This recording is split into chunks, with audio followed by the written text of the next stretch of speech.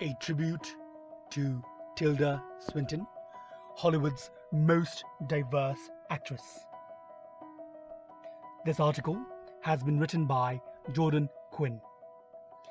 Here is our tribute to renowned actress Tilda Swinton, who constantly switches between whimsical roles and serious ones, making her the most diverse actress today.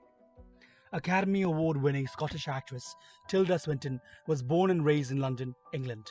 Her father was the Laird of Kimmerghame House, and many of her relatives had been politicians or received a moderate amount of publicity in their fields.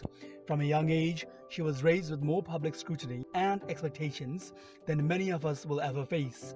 Of course, this pressure only got worse when she became an actress, but she dealt with it, and a lot of it is due to her upbringing. She was educated in 3 independent schools during her childhood and often brushed elbows with other royalty like Princess Diana. 3 years before her screen debut, Swinton received a degree in social and political science and then started working for the Royal Shakespeare Company. College began her passion for acting, and it continued to grow even after she had left school. In 1986, Swinton made her screen debut in the feature film Caravaggio. What more do you want? Much more than you can imagine. After this part, her career grew and grew. As the years went on, she would continue to make her career off of archetypal villains and comedic characters with critical acclaim. When she's not playing those roles, Swinton often portrays morally grey characters and always gives powerful performances. There is no one in Hollywood who is more diverse than Tilda Swinton, and that's why we're penning this tribute to her. Cunning villains. In 2005, Swinton played the role of the White Witch Jadis in the Chronicles of Narnia, The Lion, the Witch and the Wardrobe, where her films grew to more widespread audiences. In this movie, Swinton was praised by critics for her performance, as well as her charismatic but cruel portrayal of the main villain. I could see one day becoming Prince of Narnia, maybe even King. This role began a long line of other parts where Swinton plays a more antagonistic role instead of heroic ones. Each time, Swinton elevates the given part and adds her own twist. For example, in Bong Joon-Ho's Snowpiercer, Swinton acted as the second-in-command on board a dystopian train that never stops. In this role, Swinton brought a quirkiness to the role that was necessary for such a heavy and tense movie. This is disorder. This is size 10 chaos. Although she was one of the antagonists and seemingly ordered violent attacks against the main cast of heroes, Swinton also provided comic relief in smaller moments. Snowpiercer is such a bloody and thriller-like movie that the 3-dimensional character Swinton was able to create helps elevate the film even further. I am a hat, you are a shoe. I belong on the head, you belong on the foot. Yes, so it is. After the success of Snowpiercer, Swinton appeared in another one of Joon-Ho's movies, 2017's Okja. In Okja, Swinton played Lucy Mirando, who became CEO after successfully pitching a plan to breed a super pig. And most importantly, they need to taste fucking good. As well as that, she also plays a twin, a power-hungry Nancy, trying to get the CEO position from Lucy. This dual role exhibits Swinton's masterful acting as she plays a much crueler antagonistic as well as a misguided antagonist. In one scene, for instance, Swinton has to argue against herself, which on paper sounds like it could possibly fall flat. Nothing Swinton does is less than spectacular though, and she manages to represent 2 twins who are extremely different but are still played by the same actress. Truly, Swinton is in a class of her own.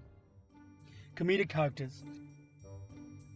While Swinton is often cast to play villainous roles, she also routinely plays comedic characters. most of her comedic parts are for Wes Anderson, a director known for his vibrant color palettes, as well as the comedic elements in his dramas. Also, he uses a lot of stop-motion animation and typically utilizes filmmaking techniques that no other director does. Swinton first acted for Anderson in 2014's The Grand Budapest Hotel as Madame D, an older woman whose murder becomes the inciting event for the film. I fear this may be the last time we ever see each other. Why on earth would that be the case? Well, I can't put it into words, but I feel it. She's only in one conversational scene, but her presence is still felt throughout. She's the first celebrity of Anderson's recurring actors that we see, but beneath the wrinkled skin and the giant wig, Swinton's face is still recognizable. By 2014, almost 30 years after she had begun her career, Swinton was one of the most beloved actresses in the world. Even when she's barely in a film, the delivery of her lines is so on point that her characters are unforgettable. In another Anderson film, Isle of Dogs, Swinton plays a tiny pug with a love of television in a Japanese world that is anti-dog. It's a strange concept for sure, but even the mental image of Swinton voicing a pug is hilarious. It may snow tonight. Really? Thank you very much. Wow. To whom it may concern. The combination of Swinton's delivery and Anderson's casting creates memorable and funny moments. Even in smaller parts, Swinton is able to bring a new dimension and new humor to her characters. The best of both worlds. While some of Swinton's roles are black and white, many are also muddled. Sometimes she's not clearly an antagonist or an ally. She serves as part of the supporting cast. For instance, Swinton acts as a love interest for Brad Pitt in David Fincher's The Curious Case of Benjamin Button. She's a married woman and having an affair with Pitt's character Benjamin, but provides a newness to Benjamin's life. You haven't been with many women, have you? Not on Sundays. She becomes his first love, and the twists continue for the duration of their stays in a hotel. This issue by itself is one of that's morally grey. Swinton's husband is a British minister and rarely around, so she finds comfort in the earnestness that she finds in Pitt. In the end, Swinton is supposed to meet Pitt's character in their designated meeting spot, but leaves him without much warning. This role showed Swinton's ability to adapt to different characters, as well as portray characters that aren't clearly a hero or a villain. In another movie, Marvel's Doctor Strange, Swinton plays the predecessor to Benedict Cumberbatch's Doctor Strange. She's an androgynous being that invokes both fear and wonder in Cumberbatch's character and the audience. What if I told you that your own body could be convinced to put itself back together in all sorts of ways? Swinton plays the role with such grace and such poised behavior, with minimal reactions the majority of the time. She's able to command her body and her facial expressions at such a high level that it's extremely impressive. Beyond any roles that Swinton has been typecast to play, this renowned actress is able to act in any type of role. She excels in everything that she does, partly because of her experience and partly because of her pure talent. One thing is for sure, there has never been a more diverse actress than Tilda Swinton, and she's left a permanent mark in the Hollywood world.